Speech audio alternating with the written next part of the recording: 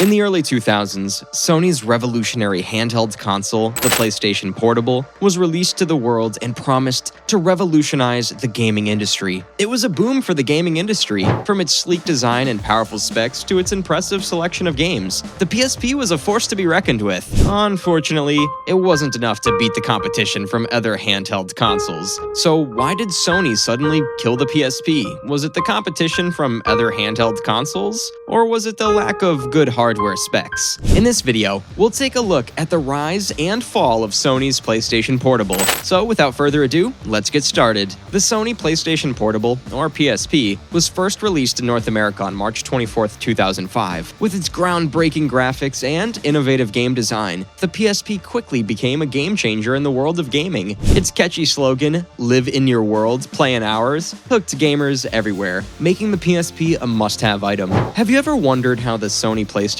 Portable stacked up against the competition from other handheld gaming consoles? With its powerful specs and impressive set of features, the PSP was seen as a significant contender in the handheld gaming market. So, what exactly made the PSP stand out? The PSP boasted high-quality 3D graphics and a rich library of games. This handheld gaming device also featured a large 4.3-inch LCD screen and an incredibly powerful 32MB of RAM and a 32-bit CPU, making it one of the most technologically advanced handheld gaming devices at that time. As well as wireless internet connectivity, it was the first handheld gaming console capable of downloading and playing digital games. Additionally, it had a memory card slot for users to save game data and media files. How did it compete with other console devices? As we all know, the PSP competed fiercely with other handheld consoles, such as the Nintendo DS and Game Boy Advance. In the mid-2000s, when the PSP was released in 2004, it stood out due to its larger screen size and more powerful processor, plus its multimedia features that enabled users to watch movies, listen to music, and view photos. Additionally, the PSP came with a large collection of original and exclusive games. However, the PSP faced stiff competition from the Nintendo DS, which was backward compatible, cheaper, and had a much more extensive library of games. The DS was also easier to use, as well as having an intuitive touchscreen interface. Despite the PSP's technological advantages, the DS ended up being the more successful console in terms of sales. Market share-wise, the PSP competed fiercely against other handheld consoles, but ultimately failed to topple the Nintendo DS. So, what games could you play on the PSP? The answer is endless! From classic franchises like Grand Theft Auto and Final Fantasy to exclusive titles like God of War, Chains of Olympus, and Patapon, the PSP had something for everyone. How good did the PSP sell? The PSP achieved a high level of success, outselling both of its competitors by a wide margin. The PSP was a huge success in Japan, selling over 70 million units worldwide. It also succeeded in Europe and North America, selling over 30 million units in these regions. The PlayStation Vita eventually succeeded in 2011. So, what actually happened to Sony's first handheld console? Why did they kill the PSP? The PSP died due to a combination of factors, including the rise of mobile gaming, the lack of exclusive titles, the slow adoption of digital distribution, and the high cost of the system and games. Sony also failed to create a robust library of games for the system and struggled to keep up with the competition from Nintendo's DS and Wii systems. These factors all contributed to the PSP's downfall. Despite this, the PSP still left its mark on the gaming industry,